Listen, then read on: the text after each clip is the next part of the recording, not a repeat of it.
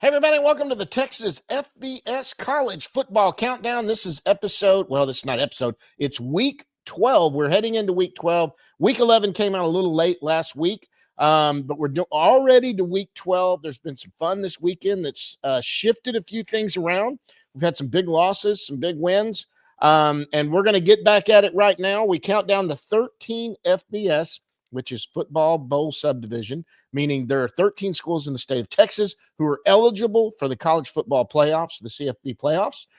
The problem is depending on, in some of the conferences they're in, they would have to win the conference and get an at-large bid, something to that effect. Others are in Power 5 conferences, which means, maybe you don't necessarily have to win to get into the college football playoffs. But we've been ranking them since the first week of the season, just on Twitter at first, at reclinernerd.com. Hey, hit the subscribe button. This isn't huge. I'm not making money off this. This is just my time and fun. But hit the subscribe button. We can get some more subscriptions out there. Hit the like button also. That really helps. Let's start off. We're going to start off with number 13. Number 13 is the UTEP Miners. University of Texas El Paso Miners. They have spent basically the entire season at number 13. But you know what? I thought about it. I really did think about it.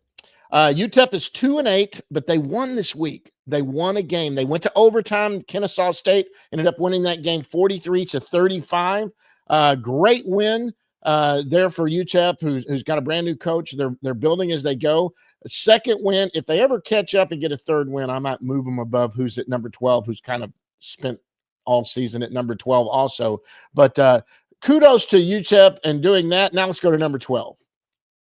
Number 12 is the Rice Owls. The Rice Owls, who are 3-7 right now. They lost again this week to Memphis, lost 27-20. They're off this week. Oh, by the way, UTEP also has a bye this week. But Rice has a bye this week. They're not going to be playing this week. Then they come back and they play University of Alabama, Birmingham on the 23rd. But, Rice, 2 wins. They haven't done much. Lost in Memphis. They did beat Navy, which was a good win. Navy was undefeated at the time. But the academy schools a lot of them run those wishbones and do all that. And they don't really play a tough schedule, but they ran into Rice. Rice beat them. Good for them doing that. But now let's go down to number 11.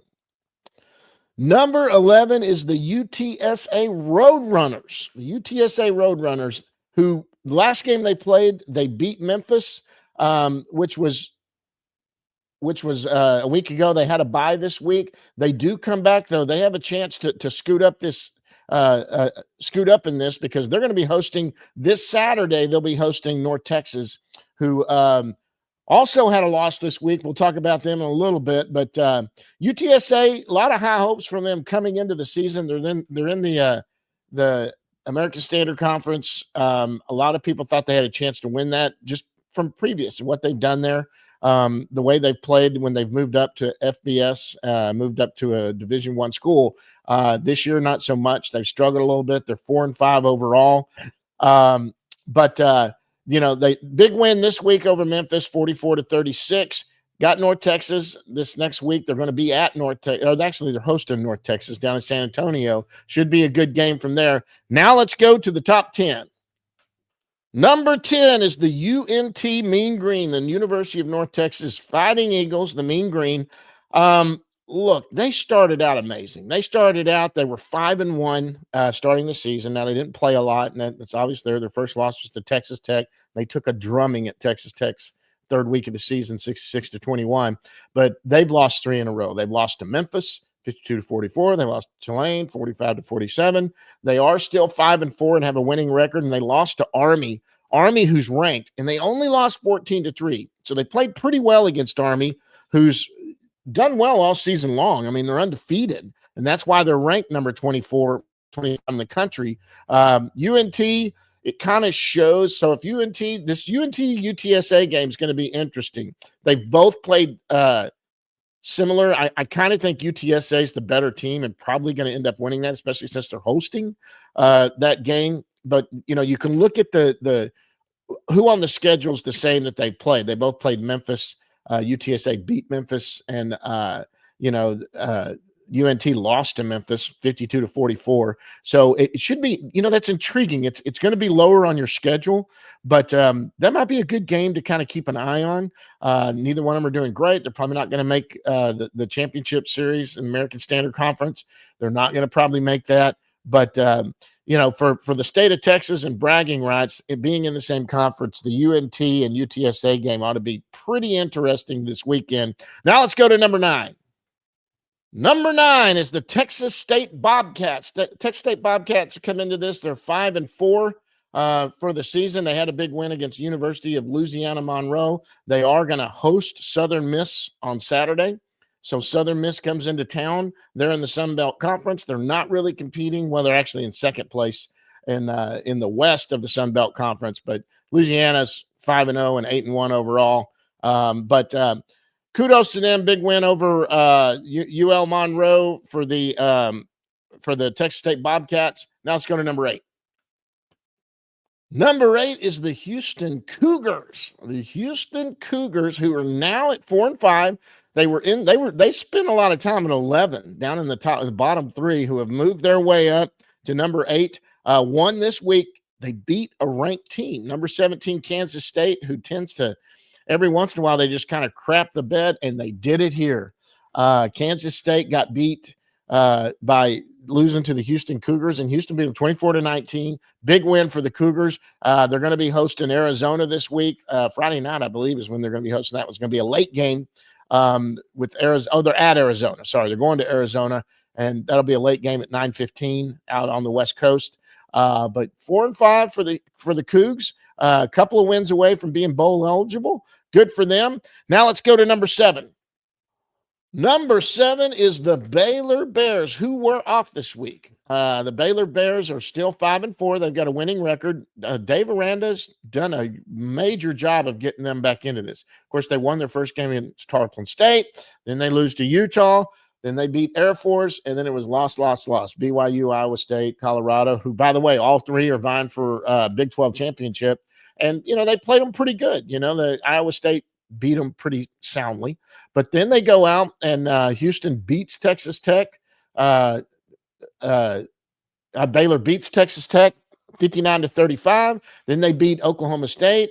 Then they beat TCU 37-34. They were off this week as they get ready to go to West Virginia. They'll be at West Virginia Saturday. Another good game. West Virginia they are above them. Both of them are 5-4 overall, but West Virginia's 4-2 in the conference. Houston's 3-3. That would put them higher in the conference. Or Baylor is 3-3, and good for Baylor. Good for them. Good for Aranda. Don't know if he saved his job quite yet, but he's one win away from being bowl eligible. And at the beginning of the year, we were kind of wondering about that as they kind of went on their skid. That's number 7. Let's go to number 6. Number 6 is the TCU Horned Frogs, who beat Oklahoma State 38-13. And wow, Oklahoma State is just, man. You talk about for the first time in a long time, they might be looking for a new coach. TCU comes out and beats them 38-13. And Gundy, I mean, he's a man. He's 40 years old. Of course, now he's 50, 53, however old he is, But look, Oklahoma State has not been prone to firing Gundy, and they've kept him there. He's had some great seasons there. A lot of people wondered if Oklahoma State wouldn't be a team that would compete for a Big 12 championship this year. A lot of people kind of thought Utah was the front runner coming into it. But wow, they're at the bottom of the standings. They're 0-7 in conference. They're 3-7 overall. Oklahoma State is just struggling, but TCU has continued to win. TCU now 6-4. They're bowl eligible with that win over Oklahoma State. TCU has a bye this week, and then they'll go. They will host Arizona, and then they will end the season out in Cincinnati. Good for Spike Dykes and TCU Horned Frogs. They come in at number 6, and let's get to our top 5. Number 5 is the Texas Tech Red Raiders. Coming in, the Texas Tech Red Raiders are 6-4 bowl eligible. They lost this week. They did lose a game to Colorado, 41-27. A lot of people watched that game. There was some ugly incidents with some students. Hey, I'm a UT fan. happened at UT also during the Georgia game. It was an obvious blown call, but good Lord, let's be honest. I've said it over and over, and I have not been shy about it. They had a call overturned because of a bunch of students acting like idiots and throwing water bottles onto the field. Same thing like that happened. I know Tech is always famous for the tortillas going out there. I think Deion Sanders talked about it. When water bottles start coming out, that's a big difference. He said, hey, he had it happen to him at Colorado. Joey McGuire got on the microphone and did try to quell try to get the kids to settle down and stop. But, Tech just didn't have it. Colorado, who's now moved all the way up those rankings. Now they're number 2. They're 5-1 in conference, 7-2 overall. You control your destiny as you go forward. And Colorado looks like they're certainly headed for the Big 12 championship game. But Texas Tech, another good season. I think they're in the right direction under Joey McGuire. Big loss to Colorado there. Now let's go to the top 4, and we'll go to number 4. Number 4 is the Sam Houston Bearcats. Sam Houston Bearcats are 7-2 overall, 4-1 in conference. Still have an outside shot conference championship there, but other things will have to play out for that to happen. They are behind Jacksonville State and Western Kentucky, who are both undefeated in conference. They're in Conference USA. But this, they didn't play this week. Last game they had was against Louisiana Tech, in what I like to call the field goal game, 9-3 was total on that game. But they are going to be at Kennesaw State this weekend on Saturday at 2 p.m. They need to win that, and then I think that puts them, if they can beat Kennesaw State and go into that Jackson State game at the end of the year, they'll be playing for a chance to play for the Conference USA championship. Jacksonville State is ahead of them and undefeated in conference play. If they both win these next 2 games and then head into each other, that could be some 2 teams playing for a chance to go to the conference championship. Now let's go to the top 3. Number 3 is the Texas A&M Aggies. Texas A&M Aggies, who come into this right now, they are 7-2 overall, 5-1 in conference. Still sit at the top of the conference. Technically, they're tied with Tennessee, but they sit at the top of the conference. They were off this week after taking a pretty big loss to South Carolina. Not a good one. They were not prepared for South Carolina, and South Carolina was totally prepared for Marcel Reed, and I don't even think Weigman could have come in and done anything about it. South Carolina had great quarterback play. When they're on like that, my God, they can be a tough team and a scary team for anybody playing them. Texas A&M still controls their destiny at number 3. They should win this. They're going to be hosting New Mexico State, which it's confusing to me as my team is now a new member of the SEC, but they have these weird off games at the end of the season. Just about every one of them do one of these. New Mexico State will obviously come in and likely get their rear ends handed to them by Texas A&M, but then they go back from that, and then A&M will be at Auburn before they host Texas on November 30th, which everyone is waiting for. And if both teams play out, they're likely playing for a chance to play in the SEC championship game. Now, Texas, even if Texas loses that game, if they win out and lose that game, because Texas, what's Texas got left? They've got this weekend, they go to Arkansas, and then I think they either host Kentucky or they go to Kentucky. We'll look at that in just a second. I don't have the schedule up in front of me. Either way, Texas is kind of sitting in the driver's seat there. The only loss coming to Georgia, who, by the way, has kind of fallen off. And so Texas is sitting pretty. If Texas loses to A&M close, something to that effect, they're still likely getting into the FBS playoffs. A&M loses to Texas. I don't know. Of course, they're only 3 losses. They'd have 3 losses then, which would likely kick them out. I don't think a 3-loss team will make it into the FBS. But if a 3-loss FBS team does, it would likely be from the SEC, just because the SEC beats each other up. It is a better conference. They do beat each other up. But right now, A&M sits at 3. They were idle this week. They're going to be hosting New Mexico State, an easy win. So on that calendar, you're probably looking at Auburn, who is 1-5 and 3-6, but Auburn is always capable of putting something together there. But we'll see what happens there. Now let's go to number 2. Number 2 is the SMU Mustangs. They stay at number 2. Look, they've got the same record as the Longhorns. They're leading right now the ACC. Nobody would have thought that. They sit alone undefeated in the ACC. They were off this week after a great win against an undefeated Pittsburgh, where they just spanked them 48-25. Teams are sleeping on SMU. Rhett Lashley has that team playing amazing. And, I mean, you can't do anything but take your hat off to SMU and what they've done. Now, they are going to host Boston College this weekend. Boston College is 2-3 and 5-4 overall, 2-3 in the conference. It should be a game that SMU should be favored in, especially how they've been playing. If you're in and around the Metroplex at 2:30, go out to Ford Field there at SMU in Dallas, and Boston College will be in town. That's probably going to be a good game. And man, oh man, how good has SMU looked, and deservedly deserve this number 2 ranking in the state of Texas. It's crazy that we're talking about SMU at number 2. And again, if you put a tiebreaker with Texas, SMU, and A&M, and you put them on a neutral field and had them play each other, I think SMU beats A&M at least half the time, maybe 6-7 times. I think Texas beats SMU 7 or 8 times out of 10. I just think that's how much better they are. I think Texas beats Texas A&M 7, 8, 9 times out of 10 right now, just because of the athletes. Can anybody beat anybody? Of course. SMU could beat Texas. SMU can beat A&M, and I think they are better than A&M right now. But A&M playing at home against Texas, they've got a great shot to win that game. Absolutely, they do. Anyway, let's go to number 1, and everyone knows who number 1 is. Let's go. Number 1 is the Texas Longhorns. The Texas Longhorns, wow, they took care of Florida. Look, it was a third-string quarterback. That has to take into account. But you have got to take your hat off to Texas defense. Have they played anybody worth a darn?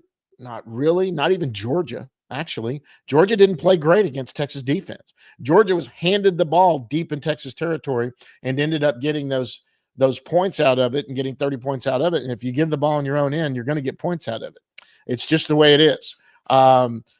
Georgia went in and put a defense on Texas that flustered Quinn Ewers. He came back that second half. He looked better. Of course, there was right at the end of the first half when they put in Arch Manning. There was big controversy over that. Then they put Ewers in the second half of that Georgia game, and he played well. Just didn't have enough to get him back into the game at all, because they had a great game plan for him.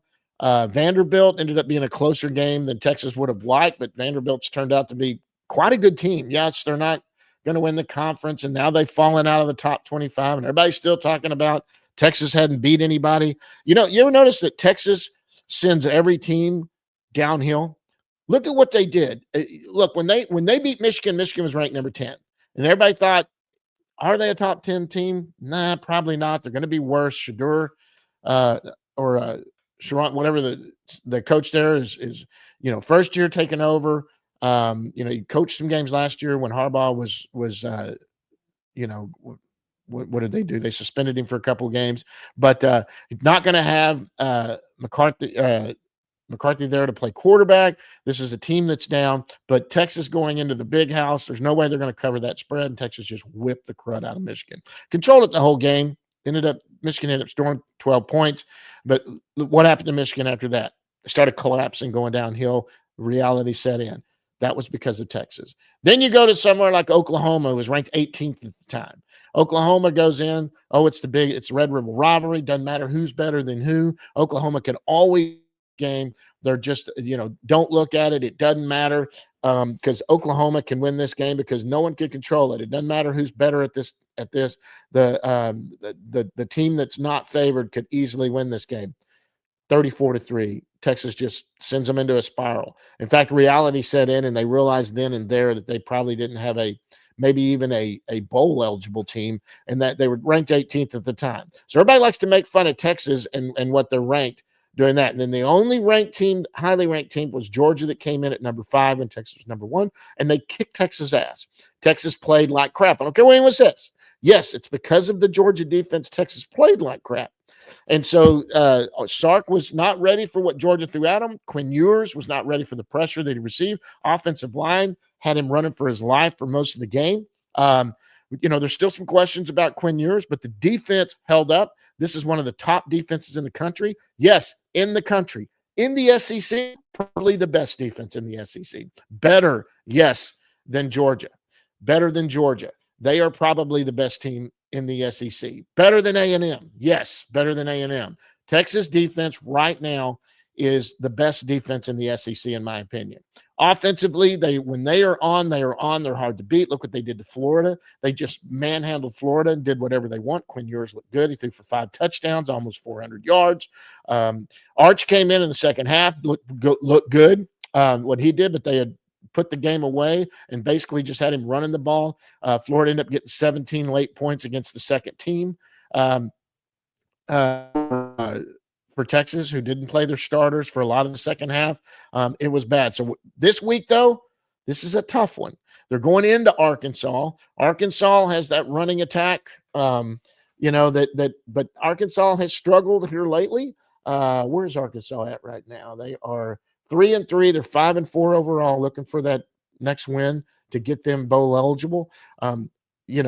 Fayetteville's tough place to play going into Arkansas. I've been by that stadium, looked up there and visited that campus before. It's a great city and a great town. It's going to be something else when Texas get there. It's going to be 11 o'clock kickoff.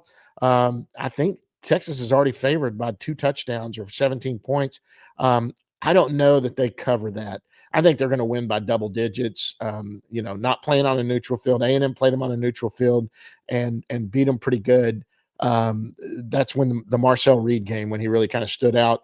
But we'll see what happens here. But I think Texas is going to have no problem against Arkansas, but I don't know that 17.5. I think 17.5 might be the actual line right there. But then after that, they do host Kentucky, and then they go to A&M. So they've got to win out before going. A lot of good football coming this weekend. Texas stays at number 1. SMU stays at number 2. And A&M can prove something this week. Well, they're playing New Mexico State, so there's not a lot to prove, but they're likely going to stay where they're at number 3 until these two play each other or SMU loses a game. That's it for this week. A lot of fun. Hit that subscribe button down there if you like it. Give me some likes down there and give me some comments and let me know what you think about all of this. Till next week. See you later, guys.